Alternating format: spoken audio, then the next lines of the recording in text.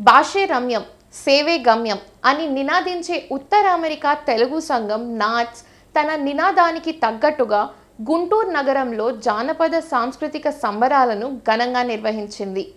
వెంకటేశ్వర విజ్ఞాన మందిరంలో జరిగిన నాట్స్ జానపద సాంస్కృతిక సంబరాల్లో వందలాది మంది జానపద కళాకారులు, కవులు, ఉపాధ్యాయులు పాల్గొన్నారు. అమరజీవి పొట్టి శ్రీరాముల విగ్రహానికి పూలమాల వేసి నగరంలో జానపద కళాకారుల ప్రదర్శనలతో ర్యాలీ నిర్వహించారు. అనంతరం విజ్ఞాన మందిరంలో కళాకారుల ప్రదర్శనలు అద్భుతంగా జరిగాయి. తెలుగు భాష గొప్పదనాన్ని చాటి చెప్పేలా ఈ కార్యక్రమాలు సాగాయి.